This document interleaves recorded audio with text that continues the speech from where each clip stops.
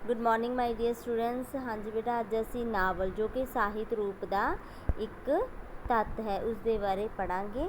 सब तो पहला असी इसकी परिभाषा पढ़ते हाँ। नावल जिहड़ा शब्द है वो अंग्रेजी भाषा के शब्द नॉवल का समान अर्थी शब्द है, जिसकी जिहड़ी सिरजना है, जिहड़ी इसका शब्द किस तो बनया है, लातीनी भाषा के शब्द नोवेला तो बनया है। जिहड़ा नावल शब्द है वो लातीनी भाषा के शब्द नोवेला तो बनया है, जो सोची जां ताज़ा बीती घटना के बयान का अर्थ दिंदा है। नावल आधुनिक काल का प्रमुख ਸਾਹਿਤ रूप है। नावल विच घटनावां का विਉਂਤਬੱਧ बयान हुंदा है, भाव लड़ीबद्ध असी इस दियां घटनावां नूं पेश करते हैं, ਜਿਹੜੀਆਂ एक जां कई पात्रां नाल वापरियां होईयां हुंदियां हन।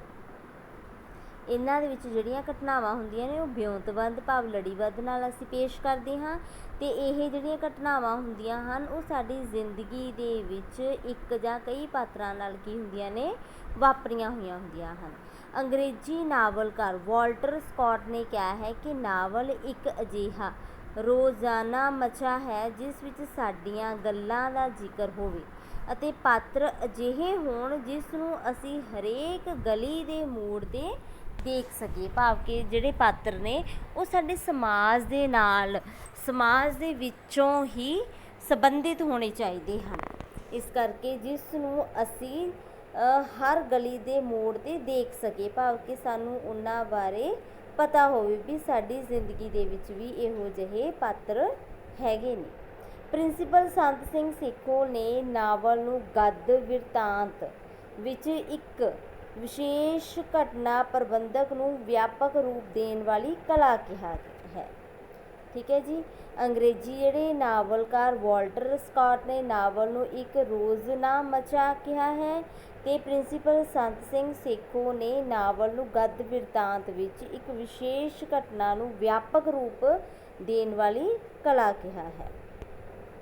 नावल दे तत्त हन कि नावल के तत्त जिहड़े ने समुचे तौर ते ਸਾਹਿਤ की एक अजिही किरत करते हैं जिस राही विचारां का प्रगटाव संभव हुंदा है, भाव कि जदों तक साडे कोले तत्तां दा एकताबद्ध रूप दे नाल कारज नहीं हुंदा, ਉਹਦੇ अकॉर्डिंग काम नहीं किया जाता, उदों तक नावल पूरी तरह दे नाल सफल नहीं हो सकता।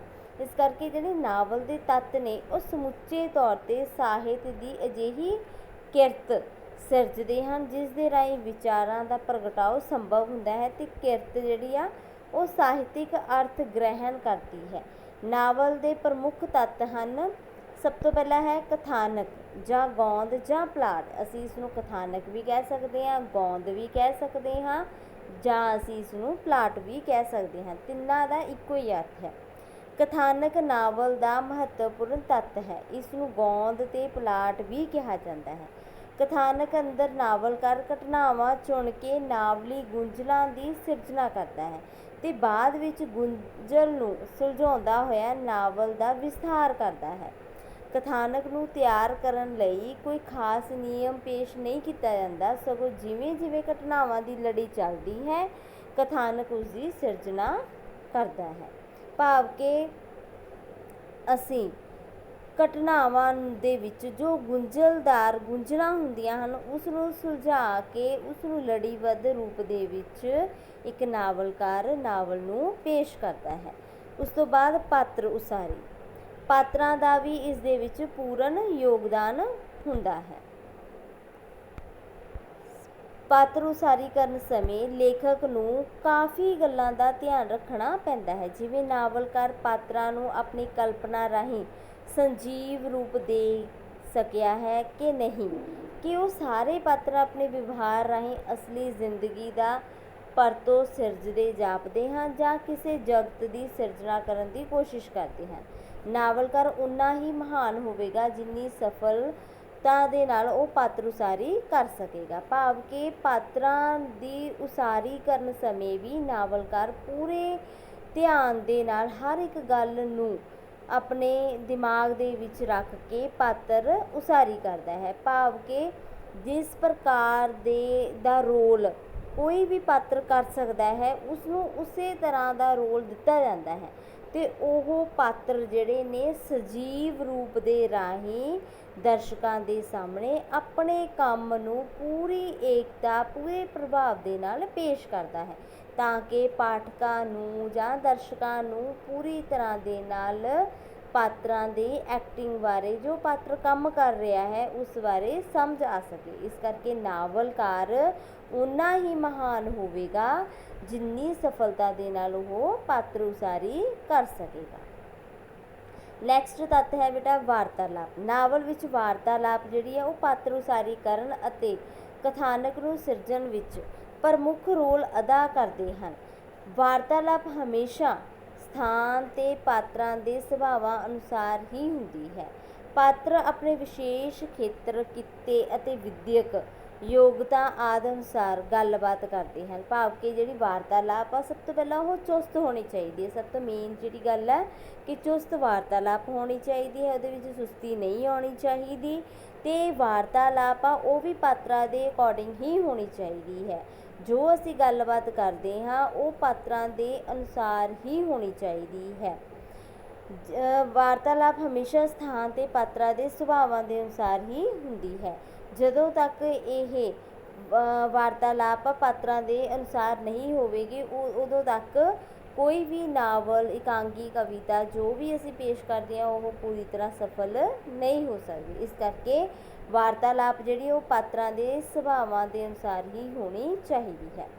स्थानक रंगन चौथा पॉइंट जिहड़ा तत्त है वो स्थानक रंगन है। नावलकार अपनी रचना समय समुचे बिरतांत की सिरजना विशेष भूखंड के लोगों के जीवन उपर आधारित ही करता है।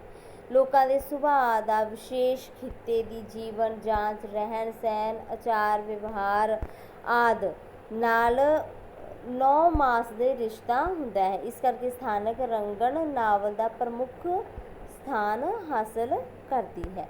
भाव के स्थानक रंगन दे विच जिहड़ा नावलकार आ वो रचना करन समय हरेक तरह के लोगों के जीवन उपर आधारित करके ही नावल की सिरजना करता है। उत्थों के लोगों के सुभाव का विशेष ध्यान रखा जाता है, उन्होंने जीवन जांच बारे उन्होंने रहन सहन उन्होंने चार व्यवहार सभ्याचार आदि सारिया गल्लां दा ध्यान रख के ही स्थानक रंगन किया जाता है। भाव स्थान की उसारी की जाती है।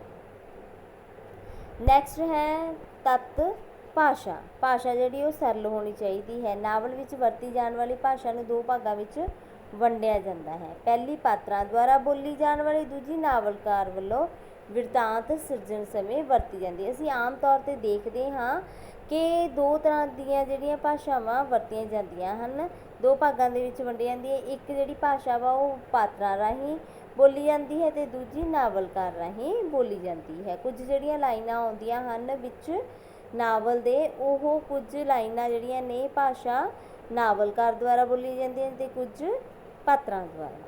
भाषा की वरतों समय लेखक नूं अजिही भाषा की वरतों करनी चाहिए जिस नाल नावल का ਸਾਹਿਤਿਕ प्रभाव खंडित ना होवे। भाव कि सरल होनी चाहिए है भाषा ते पाठकों नूं पढ़न समय इस बारे पूरा ज्ञान हासिल हो सके ताकि उन्होंने समझण दे विच कोई भी समस्या का सामना ना करना पवे। नैक्सट है शैली। शैली दे विच नावल अंदर कई प्रकार की शैलीगत विधियां की वरतों की जाती है, जिमें वर्णात्मक विधि ते वृत्तांतक विधि चेतन प्रवाह विधि। भाव कि जिहड़ियां विधियां ने वो वर्णात्मक भी हुंदियां हन, वृत्तांतक विधि चेतन प्रवाह विधि आदि। ये लेखक इन्हां विचों कोई भी विधि लैके अपने गल्पी संसार की सिरजना कर सकता है। भाव कि उसनूं पेश कर सकता है। इस 3-4 जिहड़ियां विधियां आपां नूं दस्सियां गईयां हन, इस तो भी वध बहुत सारियां विधियां हुंदियां हन जिन्हां दी वरतों करके असीं कोई भी नावल एकांगी नूं सफल बना सकते हाँ। नैक्सट पॉइंट है उद्देश। नावल का कोई ना कोई उद्देश होना जरूरी है।